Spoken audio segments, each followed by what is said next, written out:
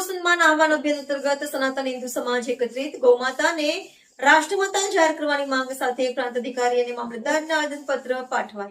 જાલોદ નગરમાં ગુરુવારના રોજ ગૌસન્માન આહવાન અભિયાન અંતર્ગત સનાતન હિન્દુ સંસ્કૃતિ સાથે સંકળાયેલા લોકો મોટી સંખ્યામાં ભરત ટાવર ખાતે એકત્રિત થયા હતા.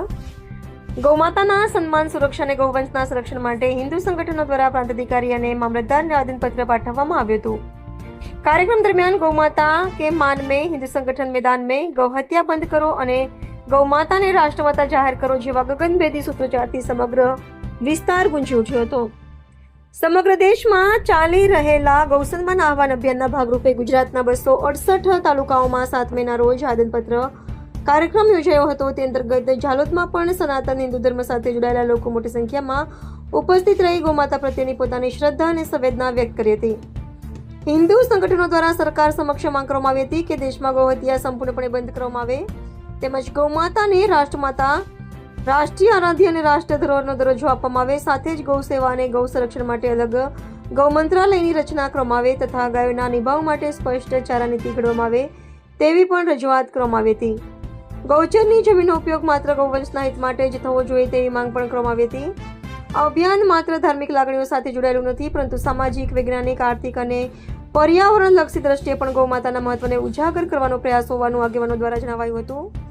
ગૌ સંરક્ષણ દ્વારા ભારતીય સંસ્કૃતિ અને પરંપરાના મૂલ્યોને વધુ મજબૂત બનાવી શકાય છે તેવો સંદેશો પણ આપવામાં આવ્યો હતો.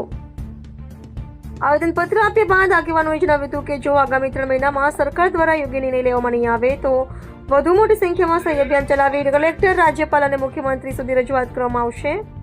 ગૌ સન્માન આહવાન દરમિયાન સમગ્ર વાતાવરણ ધાર્મિક ભાવના અને ગૌમાતા પ્રત્યેના સમર્પણથી ઉત્પ્રત બન્યું હતું અને સનાતન હિન્દુ સમાજ ગૌ સંરક્ષણ માટે મજબૂત એકજૂટ બન્યો હોવાનું દ્રશ્ય સર્જાયું હતું. રામ જય ગૌ માતા. આજ રોજ ઝાલોદ તાલુકામાં ગૌ સન્માન આહવાન અભિયાન અંતર્ગત એક પ્રાર્થના પત્ર મહામહિમ રાષ્ટ્રપતિ, માનનીય વડાપ્રધાન અને આપણા મુખ્યમંત્રીશ્રીને પ્રાંતના હસ્તક અર્પણ કરવામાં આવ્યું છે કે જેમાં ગાય માતાને રાષ્ટ્રીય ધરોહર અથવા રાષ્ટ્રીય પશુ જાહેર કરવામાં આવે. એ આખા ભારતમાં 27 તારીખે થઈ ગયેલ છે અને આપણે 7મી તારીખે ગુજરાતમાં નક્કી કરેલ છે. એ પ્રમાણે આખા ગુજરાતમાં બધા તાલુકામાં આજે પ્રાર્થના પત્ર આપવામાં આવ્યું છે. જય ગૌ માતા કી ગૌ માતા કી. વેદો મેં જણાવ્યું છે તેમ ગાવો વિશ્વસ્ત માતર. હવે આ વાતને સાચા અર્થમાં આપણે વ્યવહારમાં લાવવાની છે.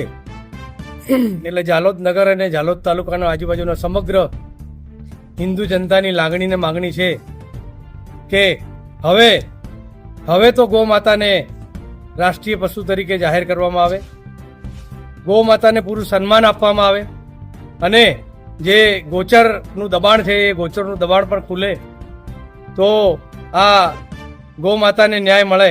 એટલે મહામહિમ રાષ્ટ્રપતિ અને ભારતની સરકારને અમારી વિનંતી છે કે ગાય માતાને રાષ્ટ્રીય દરજ્જો માતાનો આપવામાં આવે અને તેમનું સન્માન કરવામાં આવે.